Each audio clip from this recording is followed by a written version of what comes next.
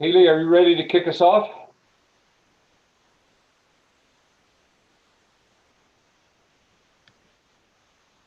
Sure. Would you like me to go ahead and get started? Please. Sounds good. Hi, everyone. My name is Haley Hershenson. I go by she, her pronouns, and I am the Student Association president. For those of you that don't already know, though I hope you do, the Student Association is your primary student governing body on campus. We are made up of 5 other executive board members, some of them that are here today listening, 5 other vice presidents that all have their own specialties, as well as 2 other members, one our Senate chair that oversees our Senate body, about 19 elected at large senators, as well as our Council of Organizations chair. And we are all elected by the student body to advocate and support you during this time.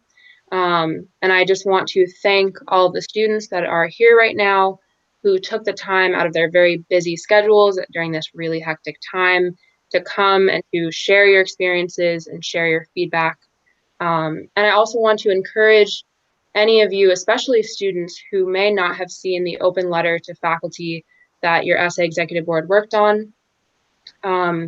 We worked on this letter after listening to students and compiling various experiences that we heard from students for the same reason that we're all here today, which is to continue to foster communication and to elevate the student voice during this time when it is more important than ever. I also want to thank the administration here, some members of the president's cabinet, some COVID planning members, as well as some faculty governance leaders who are all here to listen to the students. And I also want to thank President Christian for agreeing to co-host this conversation, and I will turn the floor over to him. Thank you, Haley. Good afternoon, everyone. My name is Don Christian, and I'm the president here at SUNY New Paltz, and I want to thank everyone for joining us this afternoon. I hope you're all doing well on a dreary autumn day. I want to thank Haley for bringing forward the idea of a listening session like this. As she's shared, this is a joint effort that we've put together. We have lots of people here who have been involved in our planning and who are available to respond to your questions. They include the COVID-19 cabinet, which is a group that has planned much of the work that we're doing this fall. That includes members of the President's Cabinet, academic deans, representatives from student health services, facilities, information technology, a number of other units as well. We've also invited to join us here today members of faculty governance, because some of the issues that may come up will relate to faculty purview and interests. We have folks here from the Office of Instructional Technology in case there are technology related questions. And we have folks also from financial aid and student accounts, should there be any financial sorts of topics on your mind. I see in looking at the attendee list that there are lots of faculty and staff who've joined us, and I'm really glad you have. I appreciate your interest. I might ask that you hold off on your questions and comments until we give students a chance to bring forward their concerns and questions. So with that, I welcome everyone again, and I will now turn the microphone, is that what I want to say, over to Mike McInerney from Instructional Media, who will explain some of the ground rules for asking questions and offering comments. And we look forward to the conversation. Hi, folks. Welcome. So we're going to be using the raise hand feature. If you have a question, that can be found by opening up the participants window, and it should be located at the bottom there. All the raised hands will appear in order, so we will take questions as they come. Any comments you may want to put into the chat or questions you can put there. We'll be saving that for further review in case we need to follow up with anybody. If you have any questions or have any issues, please feel free to private message me in the chat. Thank you.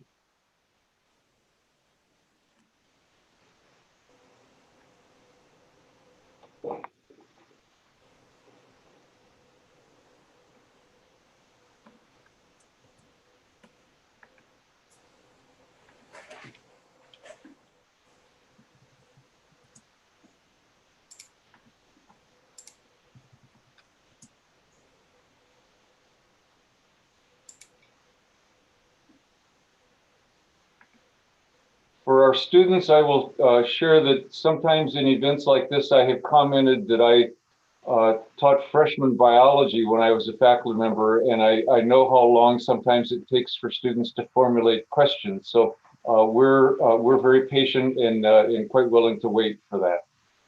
But please don't be shy.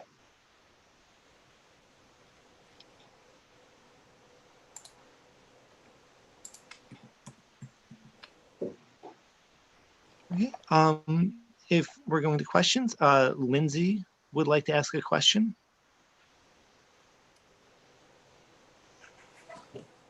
All right, Lindsay may have lowered her hand, so we'll go to Dominique. Hi, hello to everyone. Should I unmute my camera? Sure. Okay, I have multiple students here. So we just have like a couple of different things that we'd like to address.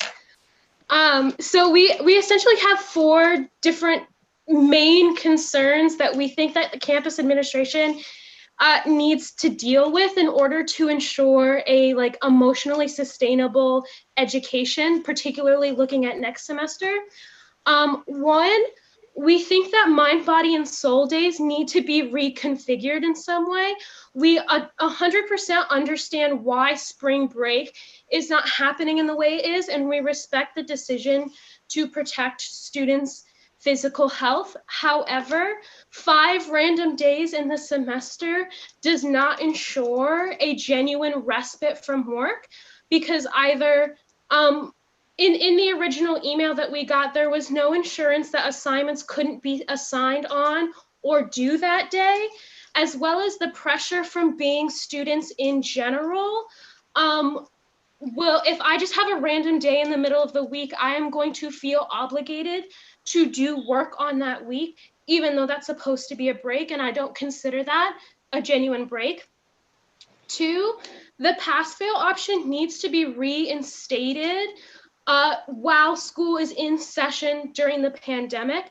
I think we should all be striving to get to the end of our college education with knowledge and better people than we came out at the end, and not necessarily be so grade dependent. And I think that as long as the pandemic is happening, we need to be more lenient on students' ability to get work done. Therefore, I think that the pass-fail option allows students to put in the work that they can while still ensuring that they can continue their education. Number 3, professors need to be better trained in how to online teach. I mean that from a technological standpoint, and I mean that from a soft skills standpoint in terms of handling class participation, handling class etiquette online. So either more tech resources or better tech training, and better just skill set training on how you teach an online hybrid class, because too many professors are assigning either entirely too much work or there's essentially no class happening. And then our 4th point is in terms of our fees and the money that we are paying.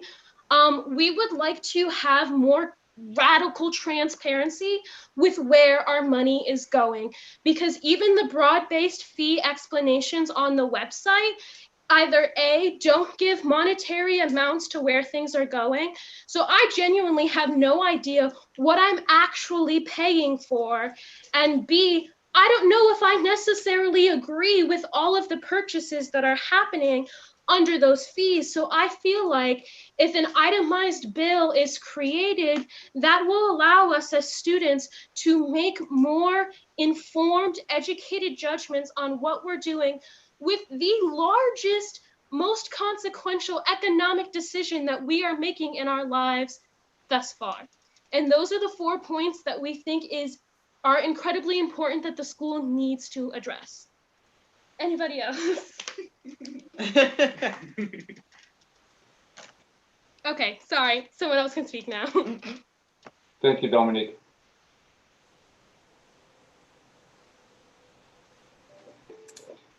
We're trying to keep the focus here on listening rather than responding to all of those questions. We certainly will we'll look into putting some parameters around the mind, body, spirit days and expectations there. I hear you on that piece. Okay, next we'll go to Riley Webster. Yes, hi. My question is related to the residence halls. Why are concerns about contracting the coronavirus not a valid reason to apply to break the housing agreement and move off campus in between semesters? Because in the student handbook for this year, the sections pertaining to that do not list health concerns towards the individual and the individual's family as a reason that we could, if we feel uncomfortable continuing to live in the dorms, to move off campus. So that's what I would like to have some information about that as to why that's not a valid concern in a pandemic. And I think Vice President for Student Affairs, Stephanie Blaisdell, is prepared to respond to that.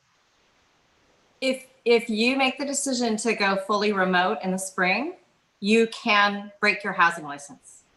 Okay, but if as a fine arts student, I don't really have the ability to go online because I do need physical in-person studios.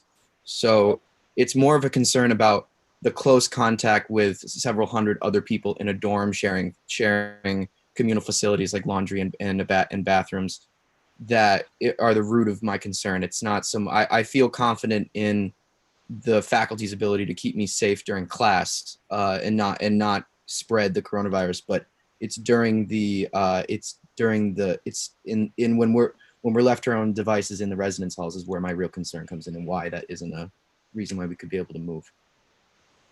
I mean, I think we would have to do those on a case-by-case basis. I'm not sure what your alternatives are if you have the ability to commute from a single person dwelling off campus, but I'm really pleased to see how low our numbers have been and the strict adherence to policies and procedures on campus. Every campus that has had a major outbreak has been in an off-campus facility. None of them have been connected to residence hall outbreaks. So I would encourage you to really look at the data when you're considering for safety reasons. I understand that on the surface, it would look like a dense population like our own would be more at risk, but that's not how it's playing out. So feel free to contact me independently, and we'll look at your case there. Thanks, Stephanie. Thanks, Riley. Okay, next we'll go to Brittany T.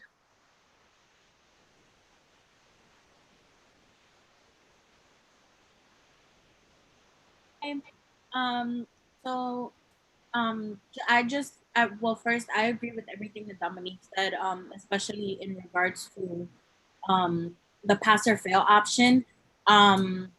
At this point as a student, I kind of feel like I'm more just sitting in my classes, not retaining information. I'm just trying to pass the class and get like whatever score I can on an exam in order to finish my classes. And for me, New Paltz was never like that until now. And I feel like the pass or fail option kind of would help me in order to take the time to learn that I need. Also, one thing that I really think that would help us as students is if the DRC or just the school in general, if it's noticed if mental health is noticed as a reason for excused absences, because as students and college students in general, especially in the middle of a pandemic, I know me, I'll speak on my behalf, but also other students have brought it to my attention as well that we're struggling mentally in order to keep up with our classes, to keep up with the whole situation of the pandemic. So it would be nice for the school to for administration to kind of take our mental health into consideration when it comes to absences, because after 3 absences, majority of professors do give you an F in the course. And whether that's for doctor's appointments, but usually a mental health day is not one that they count. So just if mental health can be taken into account for the DRC, that would be nice too, to give us that leeway.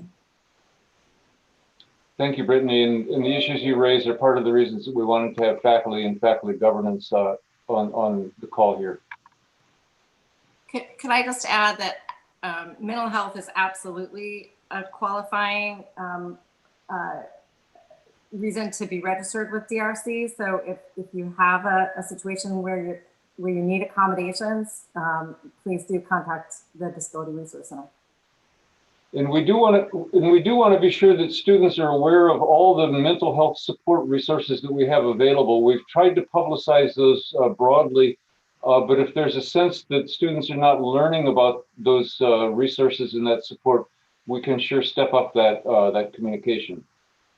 What do we do in terms of if the DRC isn't getting back to us about accommodations? Because for me, I haven't been able to get my additional time this semester because I haven't been getting back any emails from the DRC. And also just paperwork. I know you need certain paperwork in order for that stuff to go through, but in the middle of this pandemic, a lot of doctors and stuff like that aren't responding in a timely fashion, and those accommodations are kind of needed for the semester. So I don't know if anybody from the DRC is on the call. I scanned really quickly. If you're having trouble getting through to the office, you can contact me or Robin Cohen-Laval. She's the direct supervisor for that office. And I just want to take this opportunity to point out to students that the student handbook on page 27 offers a variety of ways that you can advocate for yourself. If you're not getting response from the person or the office that you are trying to interact with, or you would like to issue a complaint about something that's going wrong for you, your student association advocated last year that we really spell out those channels for you. So that has been added to the student handbook this year, and it's on page 27. It's available online if you do a quick search on the website for the student handbook. So that would show you sort of how do you work up the chain of command if you're not getting the resolution that you need. Okay. So next we'll go to Lindsay Kowalczyk.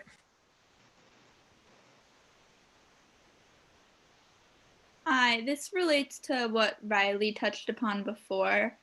So both myself and my parents have contacted the Residence Life office to find out about getting released from housing due to all of my classes being online next semester. And I was told I needed to get a doctor's note and submit a formal letter saying that I was like mentally incapable of staying on campus. So I was wondering where I could submit the form for all online classes that Stephanie touched upon. I know that Karina's on the call. Karina, are you able to unmute yourself? I don't think she is. Mike, can you unmute Karina?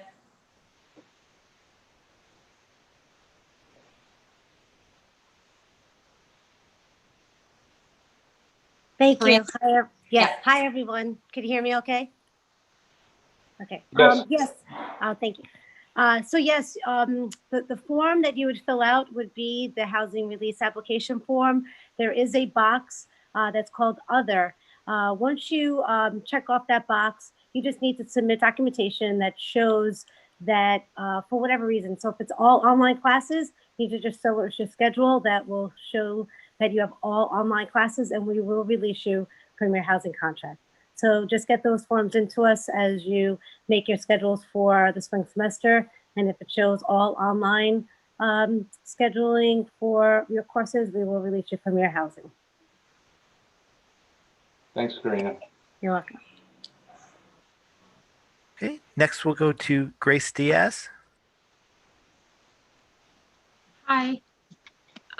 So mine's not really a housing thing. I'm kind of going back to what we were talking about, just concerns about teachers and, well, professors and workload, because what I have noticed, and other people can disagree, but I've noticed a lot of, there are some professors who, even though we're in this COVID situation and things are supposed to be more flexible and a bit less, there are some professors who are really putting a lot on the students. Like, I know personally for me, I had started a semester with 5 classes and I dropped one because one of the classes that I have to take has a very large workload. But even though I dropped one class and I'm doing 4 now, I'm still, the workload is kind of a lot, you know? And I think it's really important to point out the fact that a lot of people in this class have come to him with concerns and told him, like, sir, having us do, for example, 2 discussion boards each week with responses and in APA format and including outside sources as well as the sources that you give us, you know, doing all of that every single week on top of the classes we already, like our other classes and our jobs and people who are at home living with families, you know, a lot of us have expressed concern that, like, this is kind of a lot for us to have to do all of this. And the only response we really got was, you know, I think teachers, you know, professors need to keep in mind that, okay, maybe you have taught a class for 20 years, or maybe, you know, there is the time on task policy and stuff like that. But it just felt kind of like we came to you with our concerns and you're just hitting us with this whole, you know, I've been teaching here for this long and there's this policy for why we should have all this work. And I'm just sitting here like, you can't compromise with us. And so one thing that happened in this class, we also have to make 5 POW tunes throughout the semester. And we had asked if maybe it could be a little bit less. And so that requirement was changed to 4. But the thing is, because of the way that the conversation went, we weren't sure if the requirement was changed because this individual genuinely listened to our concerns, or if it was changed in a way to save their, in a way to like make it seem like, well, you can't complain about me to someone else and say that I never changed anything because I did change this one thing. You know, like it kind of was like, okay, we're glad that you made that one change, but your class is still a lot of work. And, you know, the way that the conversation went between the students and the professor, it kind of felt like I think you can see how there might be that connotation of he's just trying to protect himself. You know, like I'm not trying to throw anybody under the bus, but I just want to ask that like all professors going into next semester, consider like, maybe you have the perfect format for your class and that has worked greatly in previous semesters, but in these COVID situations with all that's going on in our lives, students, you know, we have a lot more things to worry about and stress about. And it's just a lot when, you know, having all these requirements in one particular class can cause you to neglect your other classes, because that's happened to me, to be honest. And so, yeah, I just wanted to bring that up. Thank you, Grace. Mm-hmm.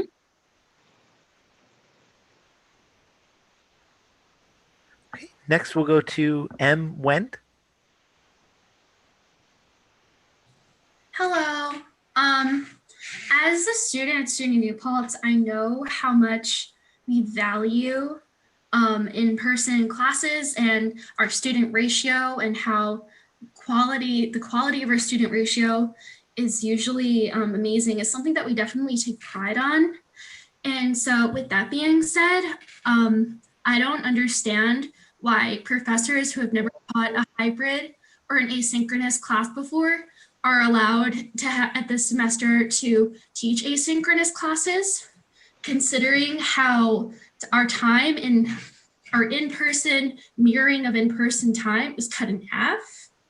I definitely think that was something that we did not have a pulse on and did not think about, because I know one of my professors who I've had a hybrid course with her before, and this is also a hybrid course this semester.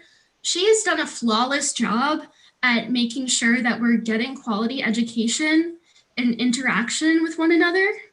But I can tell from professors that have never taught an asynchronous or a hybrid class before that they have an inaccurate view of how much workload that they're putting on students, and how the quality of their class is just, you can't supplement in-class participation and in-class in-person learning with a few extra readings a week or a few extra discussion boards a week that also take an extreme, amount of time to fill up. It's just not the same. And it's something that we valued before the pandemic. It should be reconsidered about who's allowed to teach asynchronous classes. Asynchronous meaning they only meet once a week, or they meet half the time over Zoom or over WebEx that they were before. I think it really needs to be reconsidered for next semester. So thank you for your listening, and let the next person speak. Thank you. Thank you, Em. Next, we'll go to Brian Michaels. Hi. I wanted to voice concerns regarding mental health and workload. I agree with many of the points that have been made already, and I just kind of wanted to offer it from at least a different perspective. I'm a fine art student, and I've been able to even still keep my grades up during this tough time, but I feel like that the workload not necessarily has always increased, but for some classes has definitely increased. And for studio classes, I feel like normally we would get a lot of work done in class and we would lecture for maybe an hour of the three and have studio time to collaborate and have help from teachers. And now we are mainly lecturing and doing critiques the entire classes and not getting as much work time, resulting in more work outside of class that ends up being piled up. And a lot of students are really struggling to get it done, as been voiced previously. And it's really like taking a toll on many people's mental health. And that's basically it. Thank you. Thanks, Brian. Next, we'll go to Melissa Pianagua.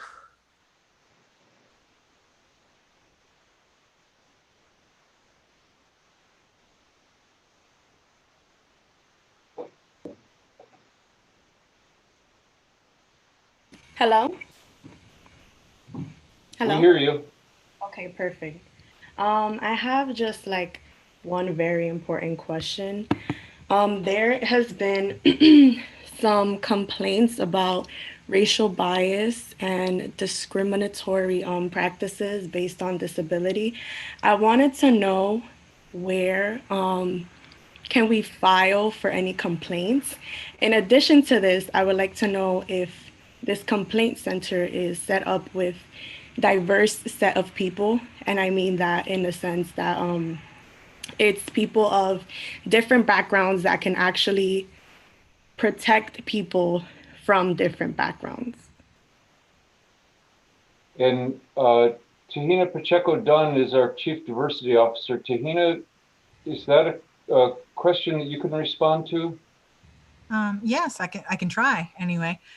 We do have a bias reporting and response team that is rolled out. There is a process. There's a form on through My New Paltz, and it's inclusive of any type of experience involving a sense of discrimination or harassment around any part of your status.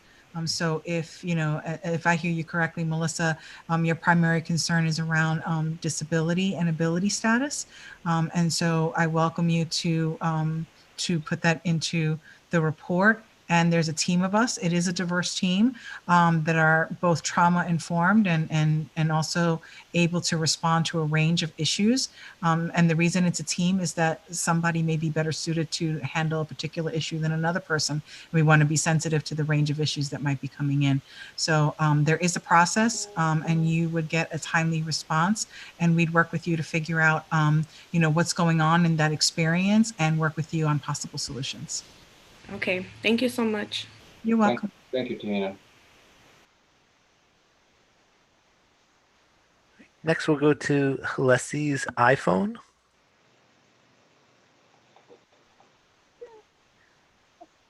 Hi, I have a crying child right now, so can you come back to me?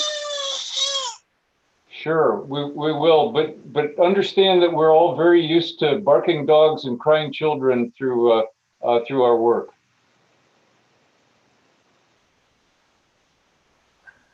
All right, so we'll go to Veronica Hughes. Hi. So forgive me if I'm, repeating and agreeing with a lot of what's been said already. I've also had, first of all, difficulty hearing back from the DRC. My provider reached out to them supposedly a while ago, and I still haven't heard back. So just if anyone here is in touch with the DRC, please tell them to get back to Veronica Hughes. Thanks. I also think that we definitely need to keep the pass-fail option for the remainder of the pandemic. I am one more semester away from graduating, and the workload I have right now is crazy. The personal life I have is crazy. So I feel like that goes without saying. But the pass-fail option, I feel like many students have already said why they feel it should come back, and I agree with all of them.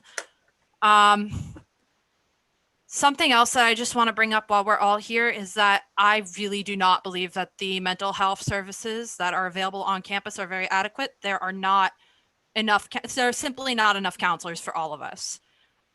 When I have tried to make an appointment at the counseling center in the past, there's been sometimes upwards of a 2-week wait to speak to someone. There are just simply not enough staff there. I'm going to agree with Dom about what they said about the mind, body, spirit days.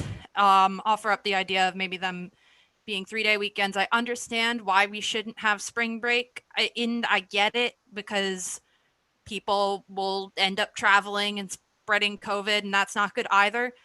But just one random day off in the middle of a week doesn't really serve anyone. I'm going to end up picking up a shift at my job, and it's not going to help anyone. So yeah, just one more thing, just circling back to the pass fail. I just want to drive this home, tell you from a different perspective, like what it's like as a student right now. I have never worked more in my life. I'm working 2 jobs right now. I am the person in my family that makes the money. My dad is still out of work and probably will be until the end of the pandemic. So the school really should understand that there are some students that are financially supporting their own families right now, and they still want to finish their degrees. And something's got to give. There needs to be an easier way to do this, because I don't feel so good about where I am right now. All right, thanks for your time. Thank you, Veronica.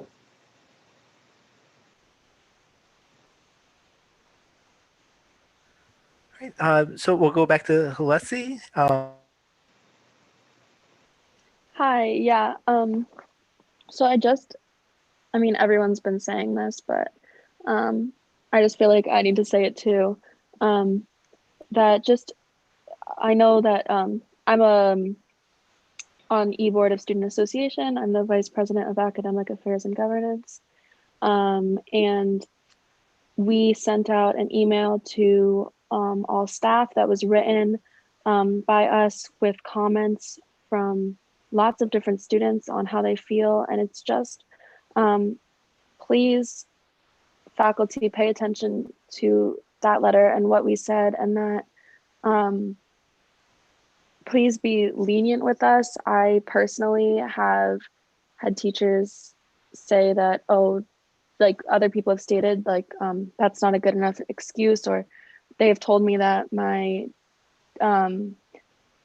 disability, like what I need, they can't do, or it's just very frustrating. I just wish that everyone would be patient with us and take some time to read the letter and understand what we're going through. Thank you, Elise. And I want to be sure everyone's aware that we have distributed that letter broadly and several times in the Daily Digest. And so we're making every effort to be sure that faculty are aware of those concerns of students.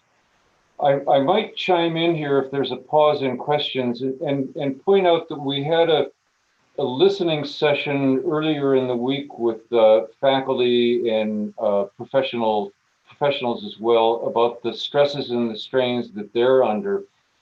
And one of the topics of that conversation included the high standards that faculty set for themselves, for their work, and for the work of students. And we think that's one of the traditions here that has made our educational programs so strong. And faculty have have struggled with how to calibrate the increasing demands on their work lives, as well as the increasing demands on students during these difficult times. So I want to be sure everyone's aware that this is an issue that represents both a student interest and a faculty interest and concern, and it's one that we're trying to find ways to support our entire community as we move ahead. I might also at this time weigh in on the pass-fail grading option. We hear the student interest in that.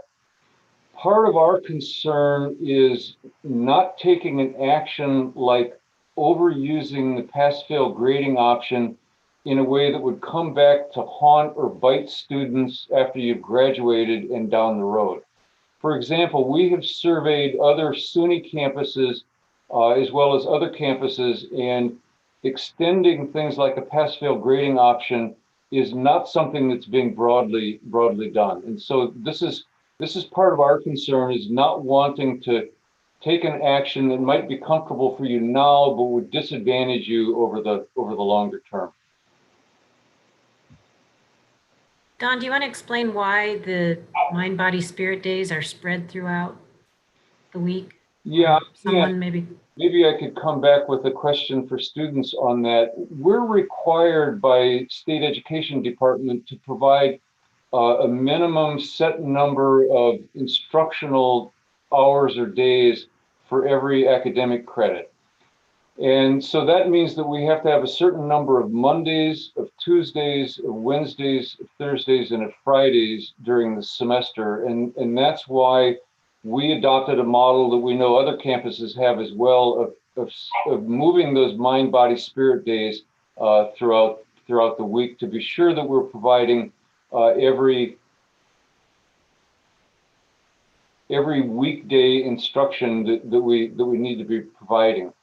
We would have the concern, I think I would have the concern, this is not a topic that we've talked about as a campus leadership team, that scheduling those days on Fridays and Mondays to create 3-day weekends would undermine some of the purpose there of minimizing travel away from campus. And so those are some of the dynamics that we're dealing with there.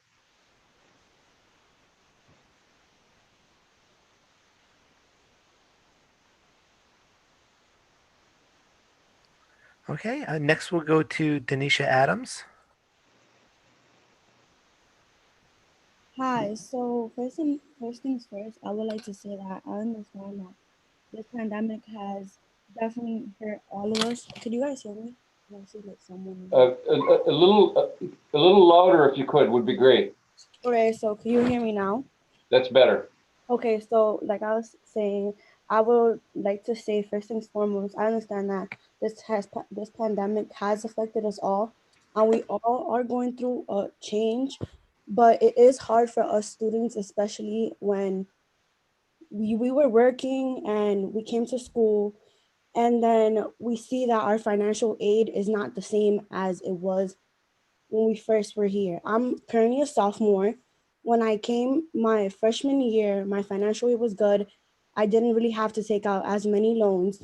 I did not have to depend on my mom as much.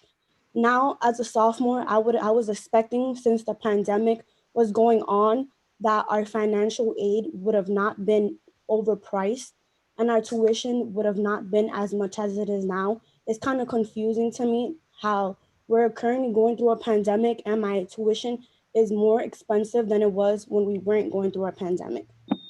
As well as the online classes is stressful for us. And we have to understand, as a community, we don't know what anybody else is going through. We don't know if someone is going to classes and on top of that having to deal with their parents not working, them having to depend on tuition, having to talk about how when we get out of college, we're gonna have a major debt. So I feel like that's really stressful for us, as well as the pass and fail option. I feel like overall it's gonna affect our GPA if they see that our grades are not where they're supposed to be. That pass and fail option did help a lot of people last semester. And I'm saying that from my point of view, and for how I was speaking to everybody else, how that has helped them in the sense that if they wouldn't have not had that pass or fail option, maybe they would have been kicked out of school, you know?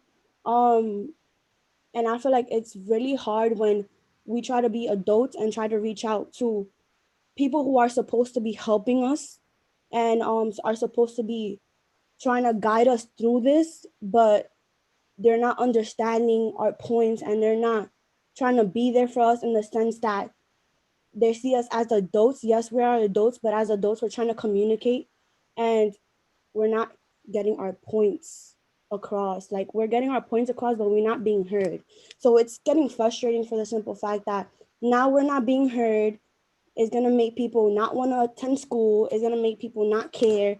Oh, I'm not doing well in class. They honestly don't care what I'm going through. So I'm gonna just drop out and I'm gonna try to see if I just work. So I feel like, honestly speaking, it's important that you guys really try to hear the students out and try to see, put yourselves in our shoes. What would it have been like for you guys if you guys were in our shoes in college and you were going through a pandemic? So yeah, that's all I gotta say. Thank you, Denisha. I don't know if anyone is here from financial aid or student accounts that might offer some suggestion there. We do want to be sure that students are aware of some of the financial sources that we have to help students through financially difficult times. A number of resources there, many supported by alumni and other generous donors that we want to be sure students know about.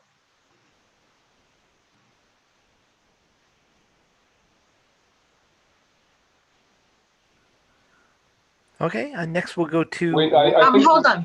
Maybe Maureen Logan Bremer is trying to get unmuted, Mike. There we go. Okay.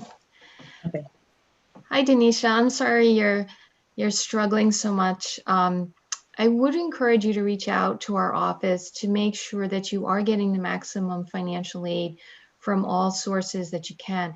Aid does change from year to year for a variety of reasons if something has changed on the FAFSA. We also know that there's been a few issues with HESC and state aid programs that have caused some students to see a state award come off of their account, but that doesn't mean that it can't be reinstated.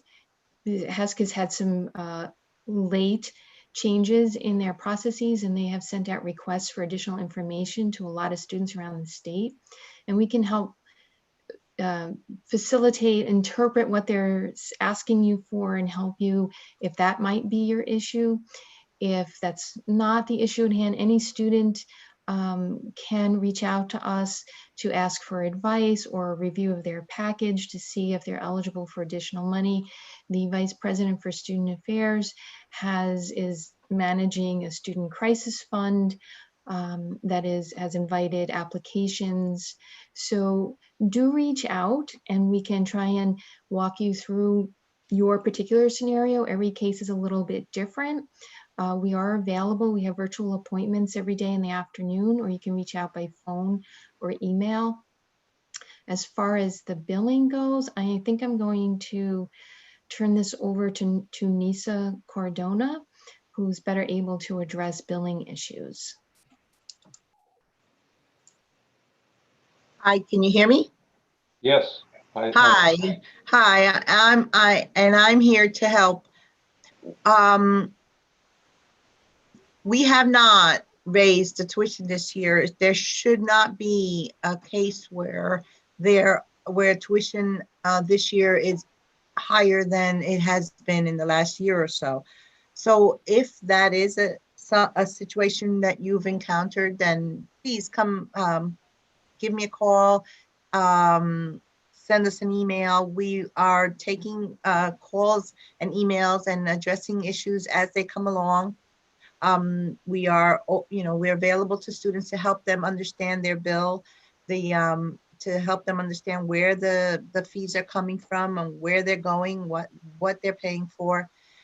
We're open to any suggestions and to help as best as we can.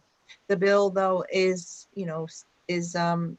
pretty much static for everyone, but it is but it can be explained. And you know, hey, there's always something weird happening, and we can help you figure it out. And if it is something that has to do with your financial aid, we can help you figure that out as well, or help you to understand where the deficit is coming from. So, you know, feel free to send us an email, give us a call. We are answering our phones, and we are answering our emails to the best that we can.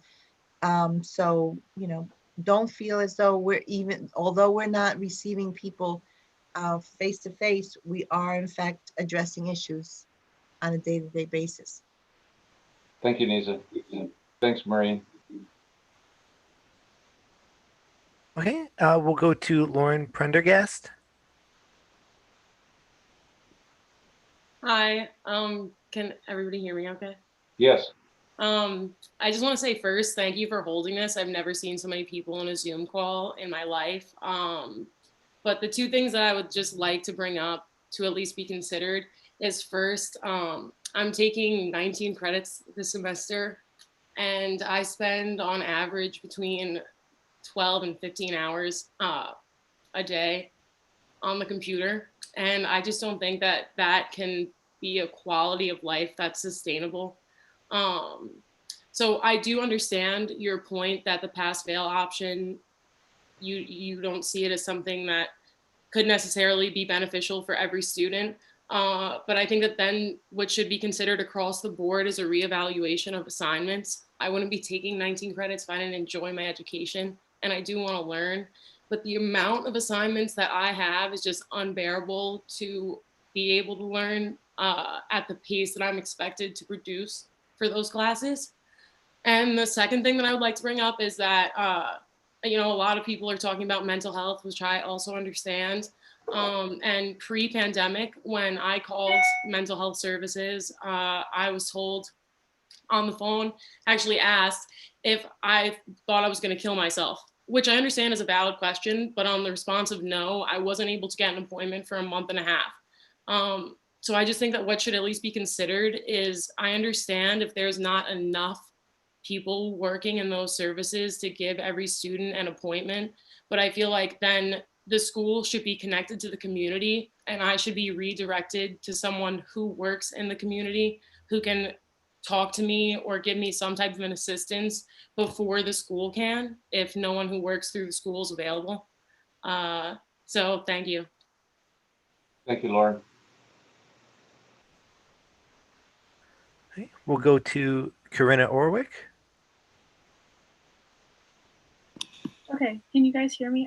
I feel like I hit the right button. Okay, so contradictory to what everybody else is saying, I have had like not a whole lot of work to do, but my professors have, for the most part, given me only tests as a source of grading. And that, like, I don't know how to approach that. I've in class had a few conversations with different professors to address that, but a lot of them have just said this is the only way to do it. And I just don't think that's an appropriate way or an accurate way to get you to understand my knowledge. I'm not a good test taker. I stress about tests, and like they are not an appropriate measure for that. So I don't know what to do about that. I don't know if there's something you can do about that, but that's just a concern. And the other thing about the pass fail option, I definitely appreciate your concern for people abusing that. However, as we've been told since we've gotten into college, we are adults and we can make decisions for ourselves.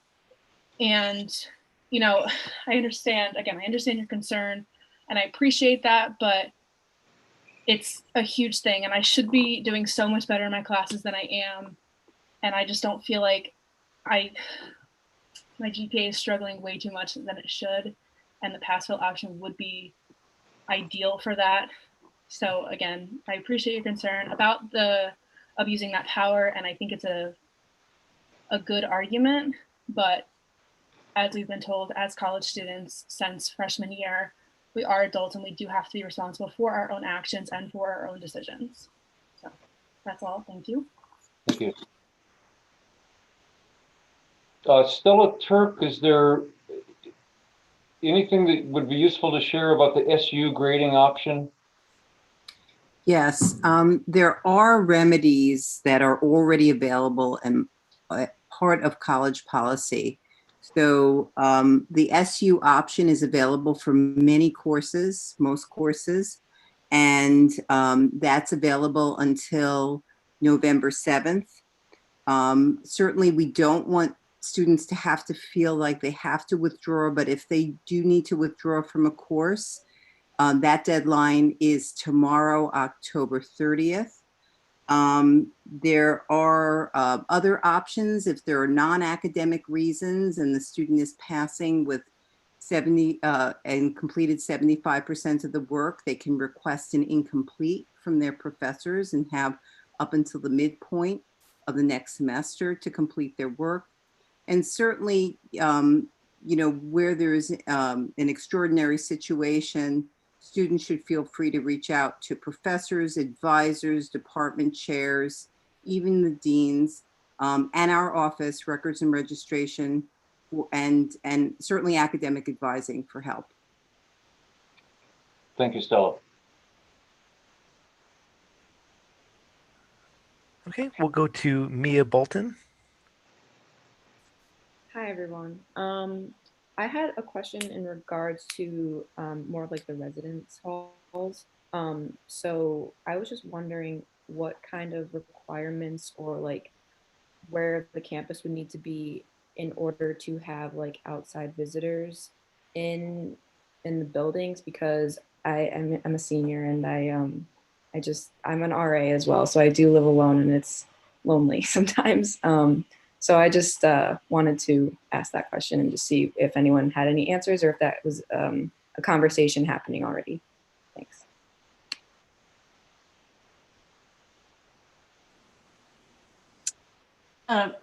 Don, would you like me to respond? Please, yes.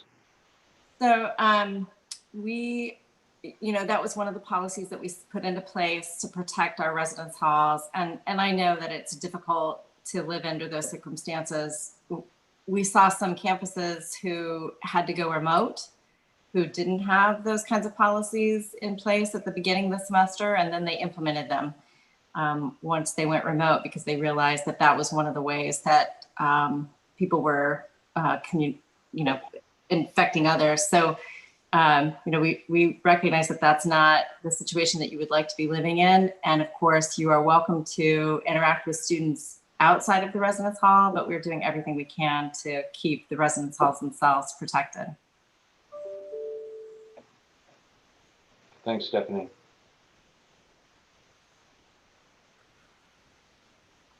All right, we'll go to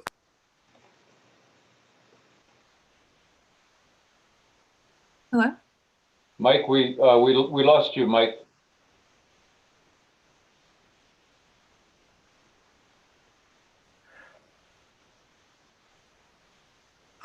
we're calling on Amira's. Amira, yep. Hi, everyone.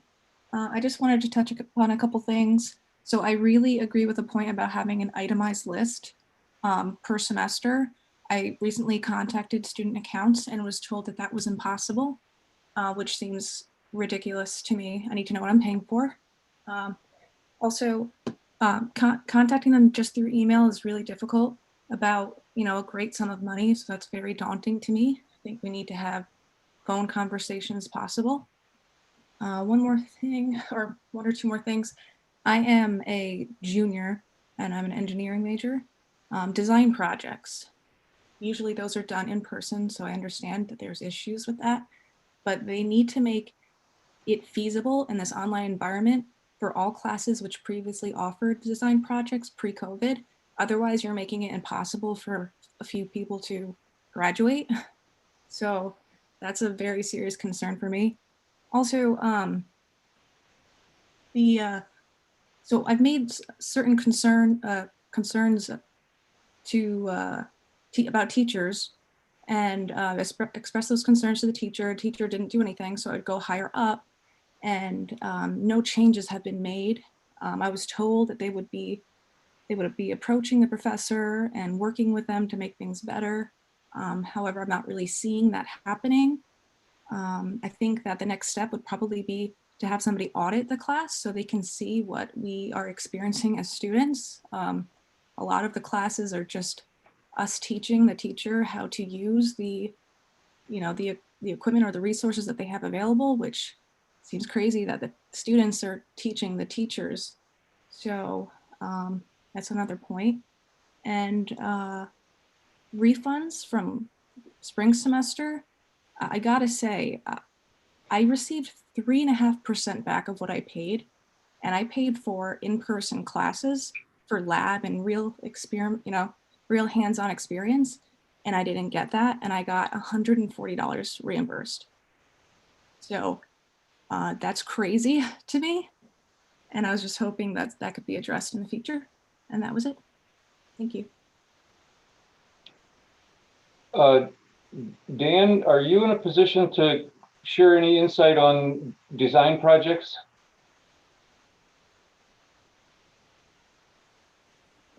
For senior design? Dan Friedman is Dean of the School of Science and Engineering. Was it engineering senior design? I just want to make sure that was, they're all going on as, I mean, we had to go virtual last spring. And most of the projects were completed, and we had held the virtual Senior Design Expo, which we generally thought went pretty well. I mean, I'm happy to talk to anyone who doesn't think that it's going well this year. We have to do a lot of it's online because some of the students are fully remote and so aren't even here. So keeping a project going was always had some challenges to it, but we were able to get them up and running, and all the teams are working on projects.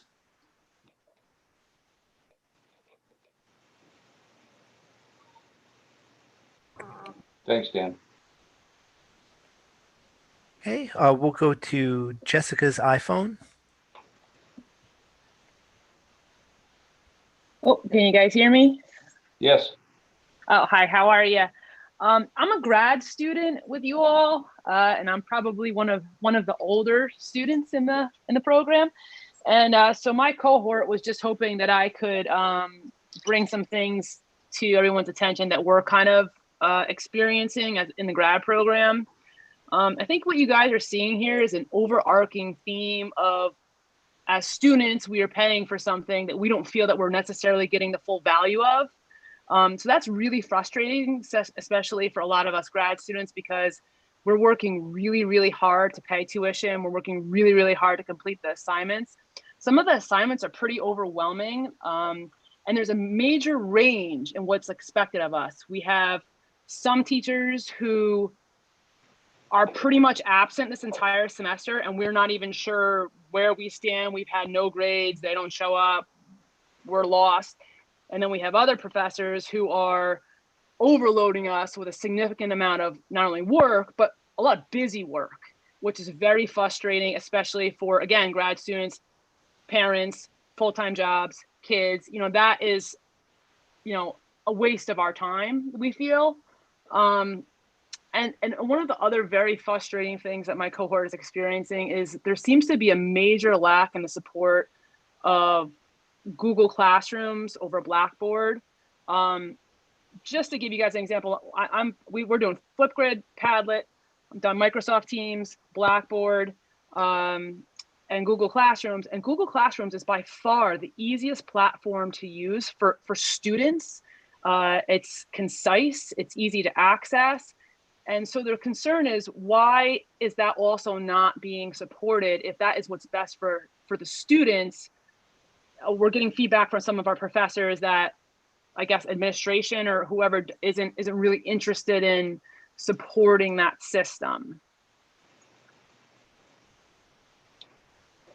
John Reyna is our Chief Information Officer, and I think he could comment on that. I will preface what he says is that there are a lot of things that we would be interested in doing, but we're limited in the staff support and the technology resources to pull that off. John, do you want to say more about that? Sure. So again, we don't have the support resources to provide support for so many different tools. Now, others may not feel that Google Classrooms is the right fit. I've heard, other people talk about Zoom or Blackboard Collaborate or Teams. So it is one of the challenges. We understand that there's fatigue that occurs because there are so many different tools. And one of my goals is to narrow it down to maybe 2 tools at most. But I can tell you that Google Classrooms is not necessarily the best tool for what I'm hearing from everyone as far as it being the best tool. Is there a polling system that maybe you all could do for the student body where maybe we could vote on what, the majority feels is the best system? I mean, I feel like it's very difficult for students to be part of so many platforms, even within our own cohort. They're all using something a little bit different. It like you said, not only is there fatigue, but nothing is ever where you want it to be because every class has it in someplace different. Does that make sense? Yeah, it does. Let me look into maybe sending out a survey to students. I'm planning to do that for faculty as well. Good, thank you. And I would say, Jessica, that if you have professors who are, as you framed it, not showing up for classes, the deans would want to know that. Okay, next we'll go to Tiana Concepcion. Hi, can everyone hear me? Yes.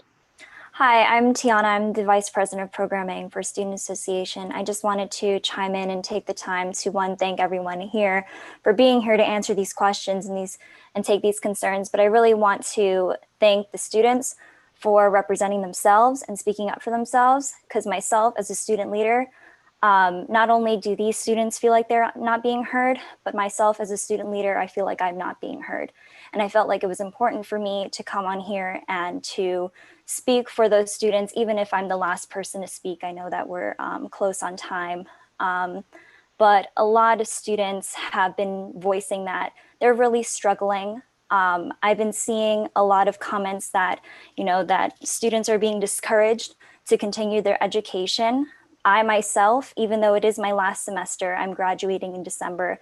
If I was not graduating in December, I would have been one of those students to fulfill the statistic of being a first-generation student to drop out of college. And I think that it's so important for, administrators that are here to listen to these concerns and to really take what these students are saying into consideration. And I just want those students to know, all of those that said that they feel like they're not being heard, we heard you, we wrote a letter, and we want to make sure that you feel like you're being heard. Even though you feel like you may not be, you are.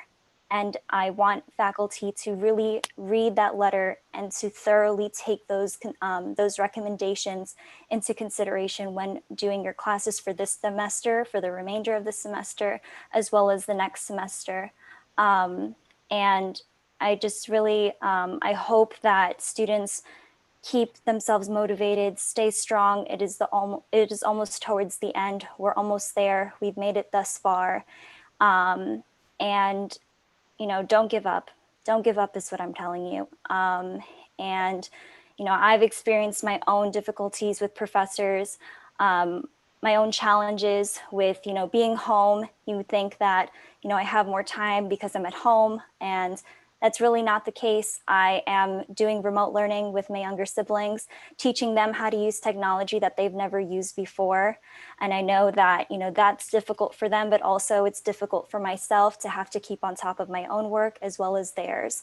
And also to be a student leader, being the voice for students and feeling like, I'm not being heard.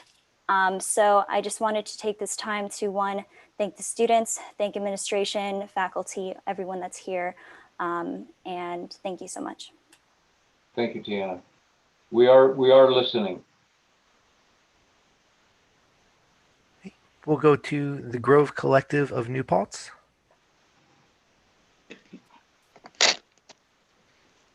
Hello, everyone. First, thank you all for being emboldened to say your opinions. I don't know if anyone administratively has been keeping an eye on the chat, but there is a lot of energy and frustration and anger that I think it's worth your time reading.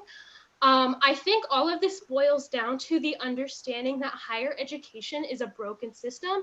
And I'm not saying that in that we don't care about our education, because if we didn't care about our education, then we wouldn't be here, plain and simple. We all are here to become better people, to learn, to have information, to become better, productive members of society.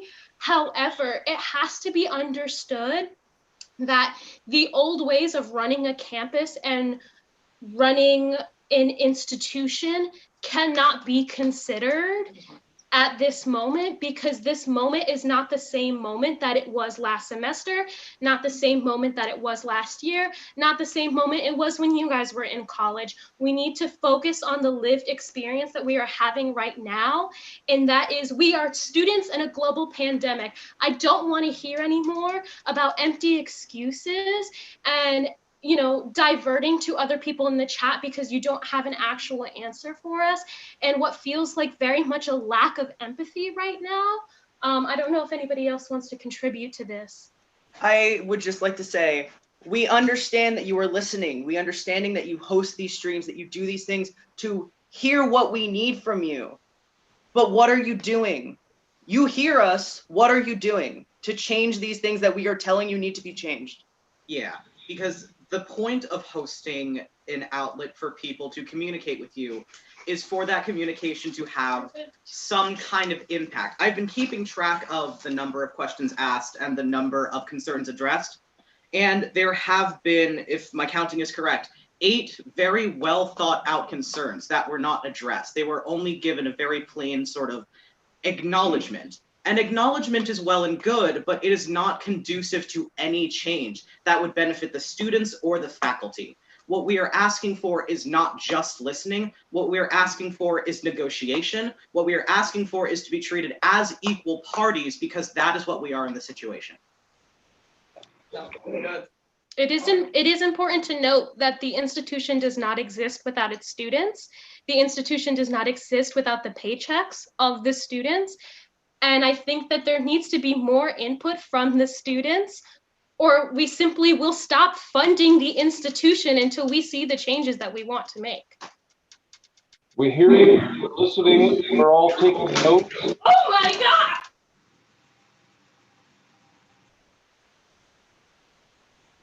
We take seriously the concerns that you raise. We have we believe that there are complexities to some of the things that you're raising that require careful attention, like the PF grading option. We're not saying no to anything here. We're listening, and we will take the concerns that you've raised and weigh them carefully as we move ahead into the next semester.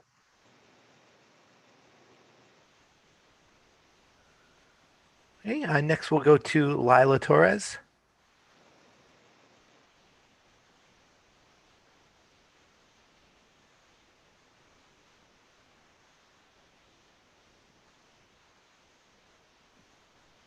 Hello. Hello. Okay, can you hear me? Yes.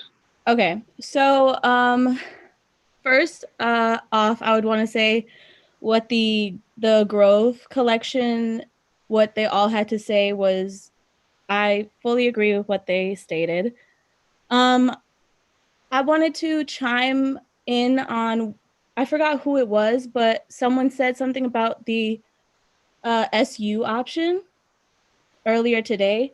And I also saw in the comments that they were talking about, we understand what you mean when you believe that if the students were to get the pass or fail option, how we could overuse it and we could abuse it. But I would also like to address how maybe there's an option for you to talk to the students, as in like sending out letters or sending out emails, something like that, to where the administration or even an advisor could explain to the students that if we were to use the pass or fail option too much and go into grad school, how it would look on our records, and then basically give the students all the information possible so that they can make the right choice. Because I feel that no student, especially one who would want to graduate with their bachelor's and go for any other higher education, would want their future school to look at them and think that they are not qualified. So instead of taking the option away, how we should be able to get all the information accessible. Because personally, like something like the SU option, when I was a freshman, I didn't even know that was a thing until I went to another student who spoke to me about it. Like, I feel like we don't get enough information about options that we could take instead of like looking at the last resort. So when it comes to the pass or fail option, when we would go for higher education such as grad school, those schools that we would apply to would also have the understanding that this student was in school during the time of a pandemic. So if they were to see something such as 1 to 3 pass or fail options used on their record, how they would have an understanding. And that since we are going through this for the first time in our life, and having everyone is doing this where we have no outlet, we have no book to tell us what's the next step to do, how when it comes to things like the professors understanding, administration understanding, having to go through emails to talk to people, no one really knows where to go to unless the administration tells us. And as a student, I don't think that I get emails that like I get a lot of emails and I read all of them. I read the Daily Digest. I read as much information as possible.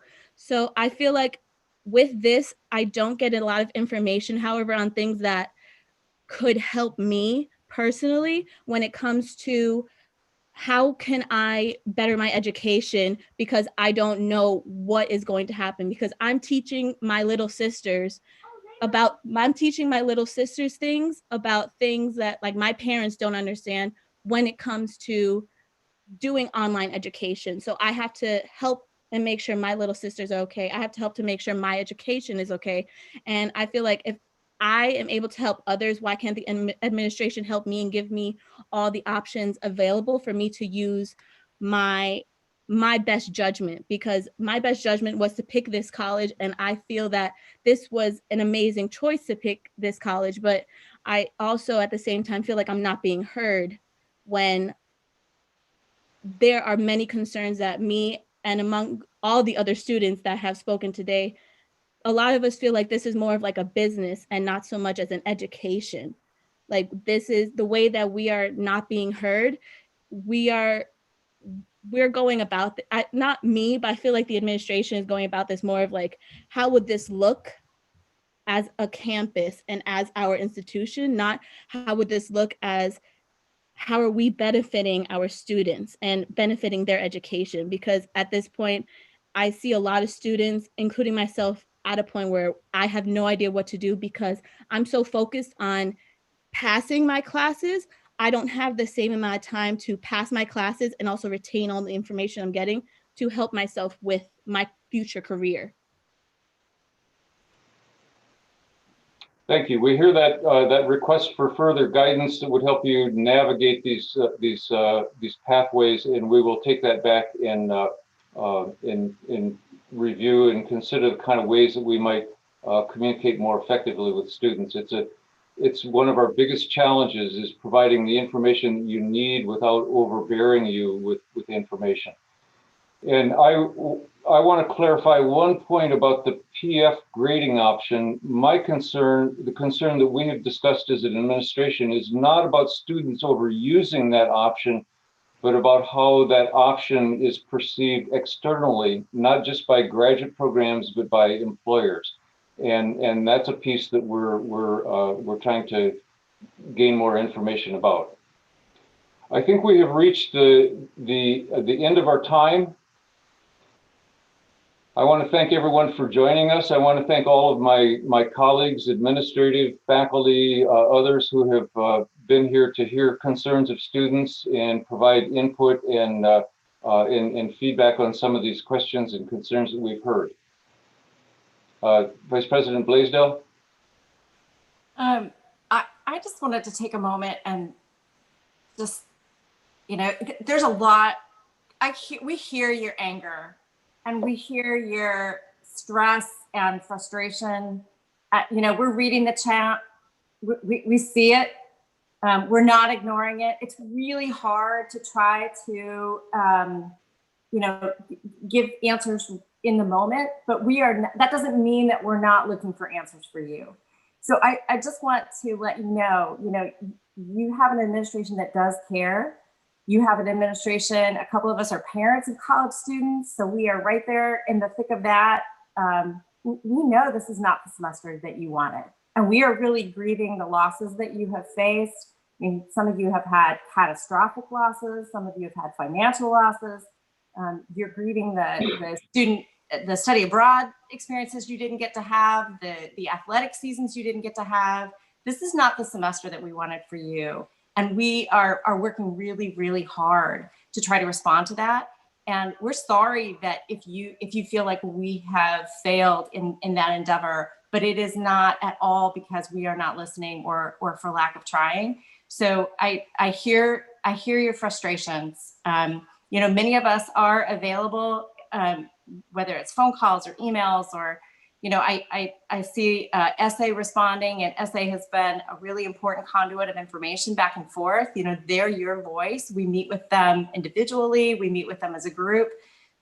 So this is not the end of us listening to you all.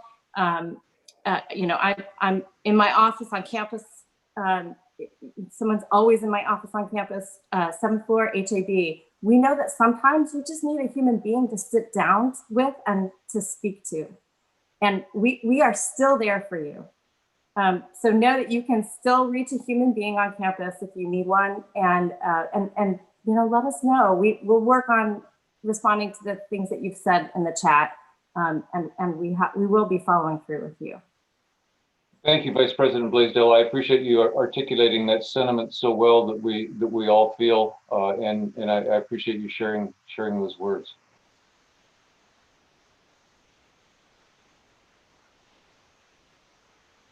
So with that, I will thank you all for joining us. Thank you for your frankness and directness in sharing your views and opinions. We are sorry of what you're all experiencing.